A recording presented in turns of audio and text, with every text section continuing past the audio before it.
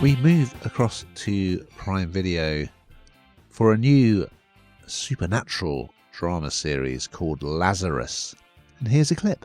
Dr. Lazarus. I'm here so you can speak. What thoughts would you like to discuss?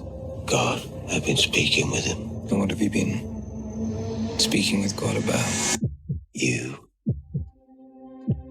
He said you were a fake.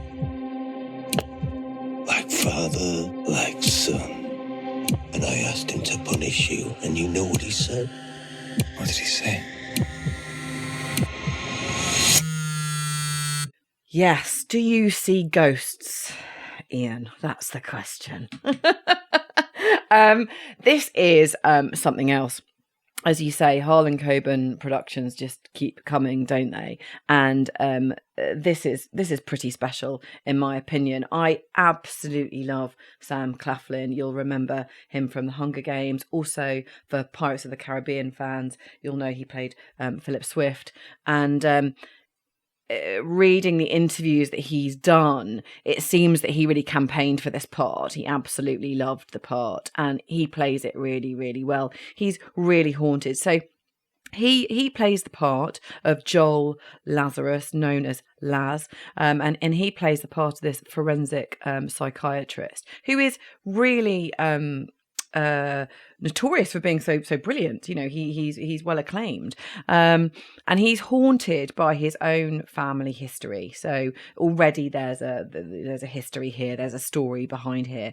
His sister that took her own life, and he kind of moved away from all of that, but has never ever dealt with that at all. He kind of ran away from everything, and that has been the family history that has literally haunted him. But then in recent times, his father, played by Bill Nighy, he takes his own life, and this is when he absolutely hero worshipped him, absolutely adored him, and he doesn't believe this. He says, no, this isn't.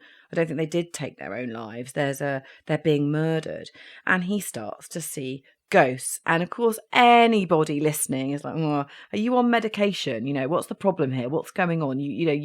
This is not real. So he's kind of almost everything he's saying is unfortunately adding fuel to the fire that he's not really with it and not being taken seriously, essentially. But he's in absolute turmoil. He wants to find how these two really big parts of his life, his sister and his father, are deceased, and he doesn't believe that they did take their own lives. It's really cleverly done. It's quite edge of your seat stuff. You don't know what's coming.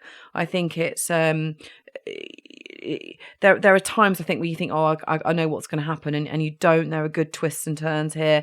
I don't know if you particularly like the paranormal stuff, Ian, but I quite like this. I'm not as keen as you know on sci-fi stuff, but this paranormal idea is really interesting. And there's some really creepy people in here. You know, he is dealing, as I say, he's a forensic psychiatrist, so he's inside prisons talking to people.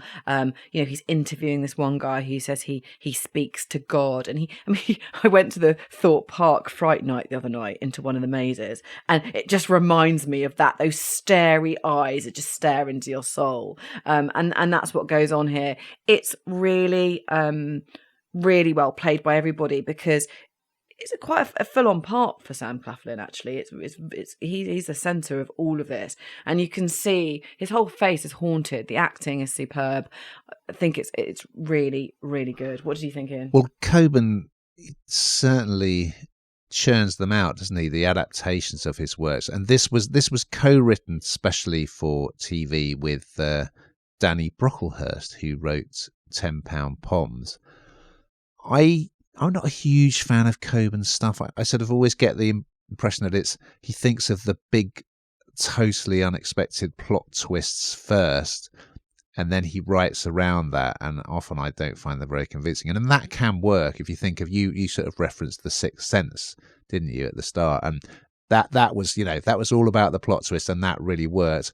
So I sort of think going into the supernatural realm is quite a smart move for him, because you're expecting to suspend your disbelief in this realm.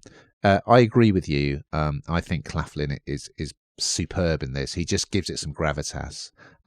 He doesn't overdo it. We've also got the lovely Alexandra Roach, who's playing his surviving sibling, Jenna. And yeah, Bill Nighy, he's just the coolest actor of his generation, isn't he? It'd be nice to see more of him in this. What I would say, his office, which this is where it all kind of starts to go weird, because Laz goes to his dad's office and he has a drink of whiskey like his dad used to do, and he starts looking through case files, and that's when the weird stuff starts happening. His office looks like a sort of, I don't know, a bank crossed with a stately home. What psychiatrist has an office like that? Those were the days, Ian. Those were the days, Ian, when we had offices and PAs and everything else. Those days are gone, my friend. But yeah, I mean, it's just, I mean, the thing about Coben's work is you just can't stop watching it, because at the end of every episode, there's something that you think, I got to carry on with this. And this is no different. But I think I enjoyed it more than I mean, there seemed to be Richard Armitage, which was always previously in virtually every Harlan Coben. But yes, I liked this. It grips me. And yeah, with Claflin and Nighy in it, and Roach, you can't go wrong.